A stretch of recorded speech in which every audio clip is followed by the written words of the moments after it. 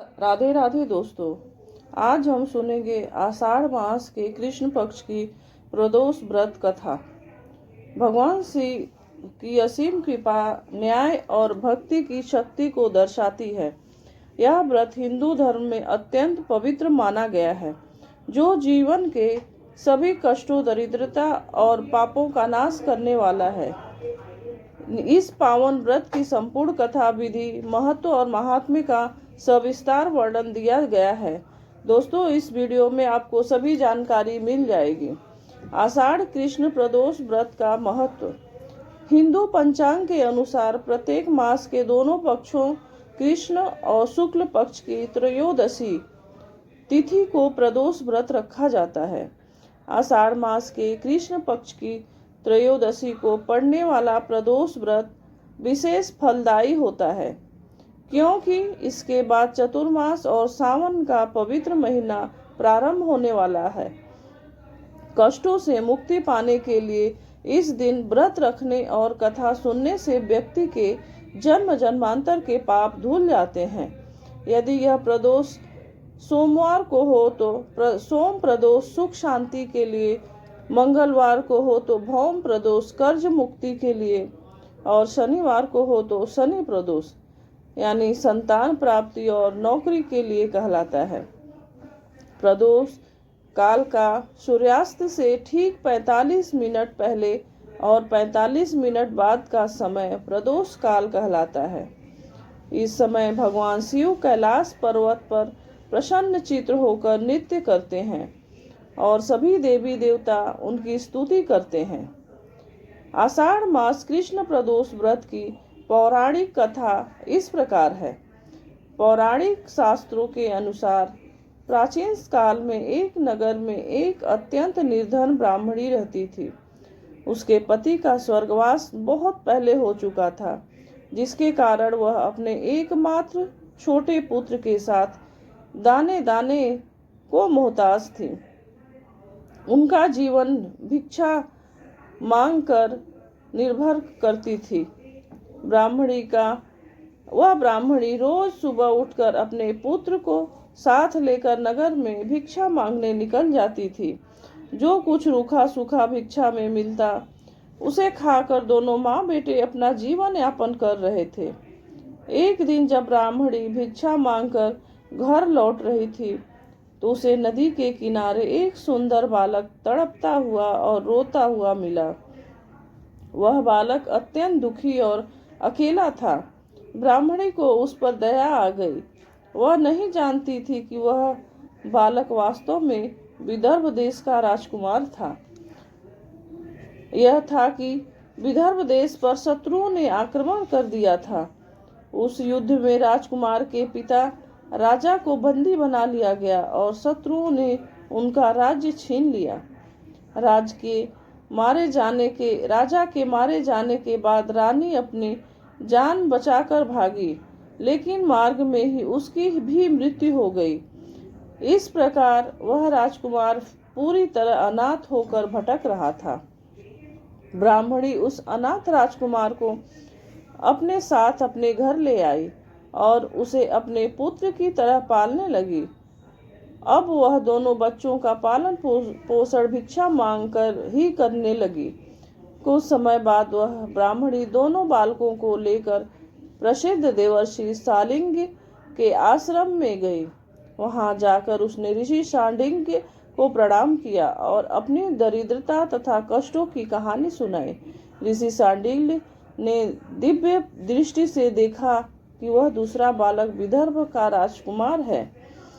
ऋषि शांडिल्य ने ब्राह्मणी के कष्टों को दूर करने के लिए उसे आषाढ़ मास के कृष्ण पक्ष के प्रदोष व्रत की महिमा बताई। उन्होंने ब्राह्मणी से कहा, हे ब्राह्मणी, तुम अपने दोनों पुत्रों के साथ नियम पूर्वक भगवान शिव का प्रदोष व्रत करो। इस व्रत के प्रभाव से तुम्हारी दरिद्रता दूर होगी और इस बालक को इसका खोया हुआ राज्य वापस मिलेगा। ऋषि की आज्ञा पाकर ब्राह्मणी ने पूरे विधि विधान से आषाढ़ मास कृष्ण प्रदोष का व्रत रखना शुरू किया। वह निराहार रहकर भगवान शिव की पूजा करती और प्रदोष काल में कथा सुनती थी।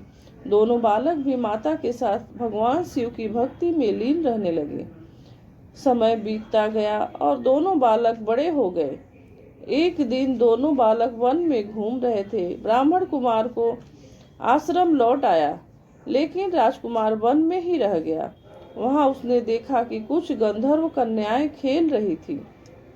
उन कन्याओं में गंधर्व राज की पुत्री अंशुमति भी थी।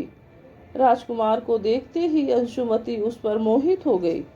दोनों के बीच बातचीत शुरू हुई और वे एक दूसरे को प्रसन्न करने लगे।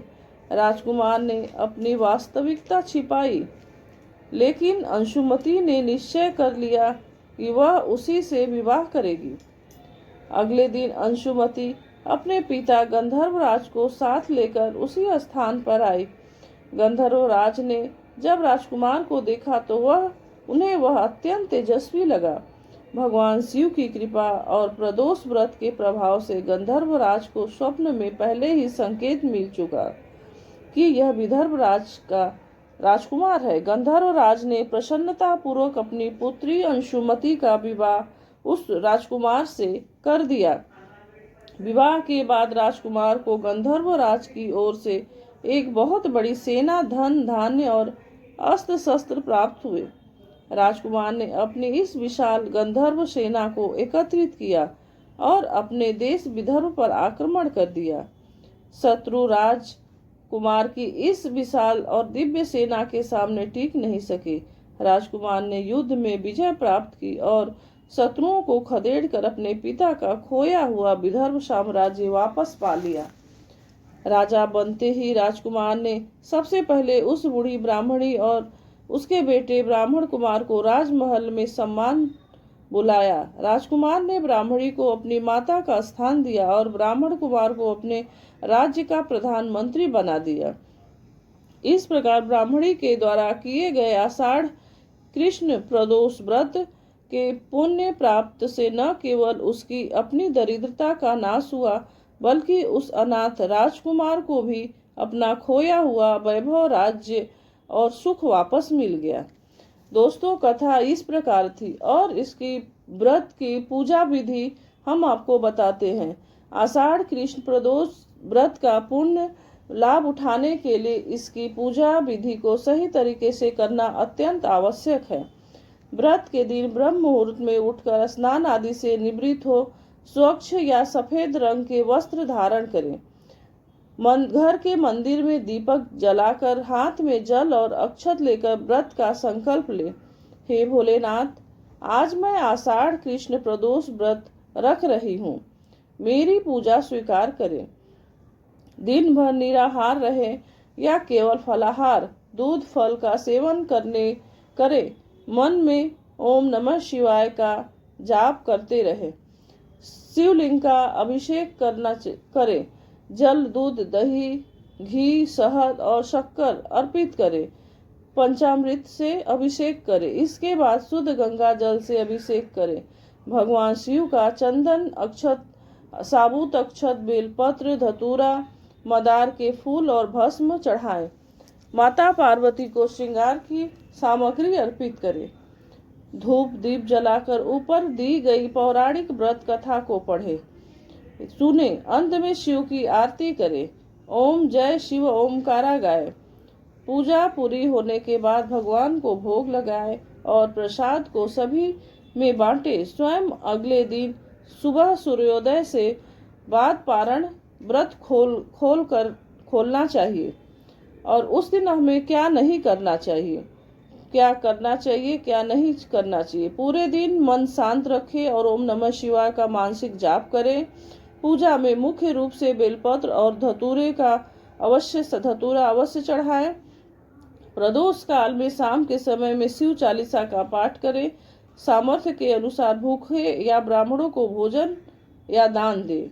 और क्या हमें नहीं करना चाहिए, व्रत के दिन किसी भी प्रकार का अनाज, नमक या तामसिक भोजन न खाएं।